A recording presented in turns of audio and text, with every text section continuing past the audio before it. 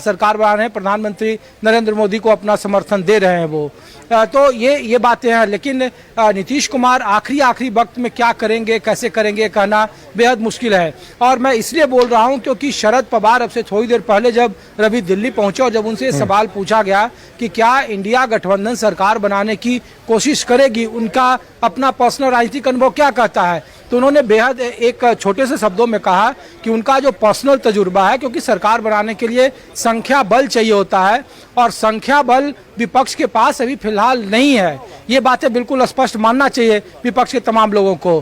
तो शरद पवार जिस बात की तरफ संकेत कर रहे थे, तो जब इंडिया गठबंधन की बैठक शाम 6 बजे शुरू होगी तो ये कहना मुश्किल है, लेकिन अखिलेश यादव पर जो सूत्र जानकारी दे रहे थे, तेजस्वी यादव भी उसके हिस्सा हैं, कि नीतीश कुमार और टीडीपी चंद्रबाबू नायडू से वो बात कर रहे हैं, क्योंकि दोनों से उनके काफ़ी अच्छे रिश्ते थे। मुलायम सिंह यादव जब उनका देहावसान हुआ था तो नीतीश कुमार सफाई उनके घर गए थे।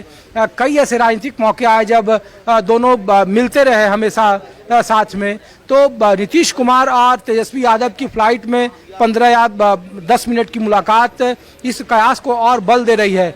क्या होगा कहना मुश्किल है, लेकिन ये बात भारतीय जनता पार्टी भी समझ रही है और इसीलिए 3-4 दिनों के भीतर वो विधायक दल के नेता, संसदीय दल के नेता चुन लिए जाएंगे नरेंद्र मोदी, और फिर उनका शपथ ग्रहण होगा।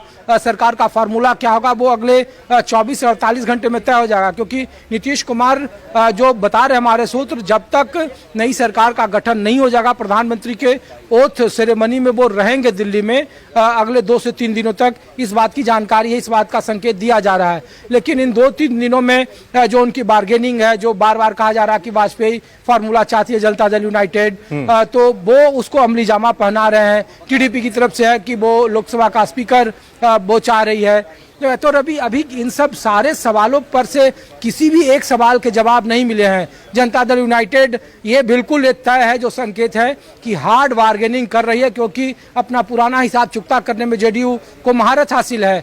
इसी दिल्ली के 6 कामराज लेन से जब प्रधानमंत्री से मिलकर निकले थे नीतीश कुमार, और जब 303 सीट वाली भारतीय जनता पार्टी थी तो सिर्फ एक कोटे की सीट दी थी, और एक बार तो नीतीश कुमार ने कहा था कि वो मंत्रिमंडल में शामिल नहीं होंगे, लेकिन बाद में एक आरसीपी सिंह बतौर राष्ट्रीय अध्यक्ष वो शामिल हो गए थे। लेकिन इस बार परिस्थितियां बदली हुई है और नीतीश कुमार का सिर्फ ये कहना कि सरकार तो बनेगी ही, तेजस्वी यादव के साथ तस्वीरें, फोटो खिंचवाना, बात करना,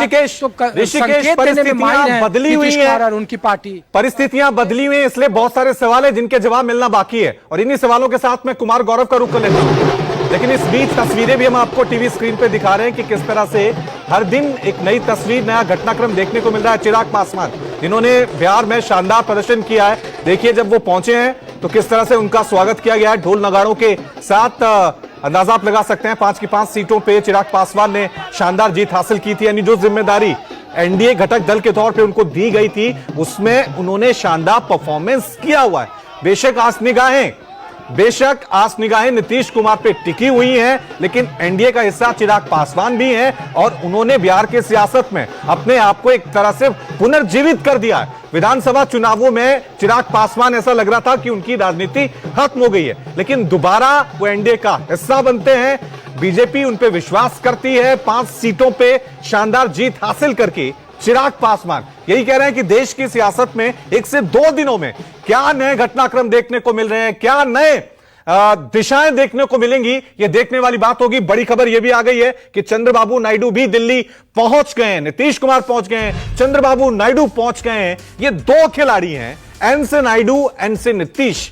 ये एनडीए यानी एनडीए की जो सियासत है किस दिशा की तरफ आगे बढ़ेगी, किस तरह से मंत्रिमंडल होगा, उसका स्वरूप होगा, किस तरह से सरकार बनेगी, ये 2 खिलाड़ी तय करेंगे। कुमार गौरव, क्योंकि ये पहली बार बीजेपी के लिए ऐसी स्थिति होगी। 2014 में हमने देखा, 2019 में हमने देखा, जो बीजेपी कहते थी वो एनडीए के सहयोगी दल मान लेते थे। ये आपको मंत्रालय दे दिया, इतना लेना है तो लो। इस बार चीजें बदली हुई हैं। किस तरह से बार्गेनिंग चल रही है, क्या स्ट्रेटेजी नजर आ रही है, क्या डिमांड, क्या बार्गेनिंग, अंदर से खबरें।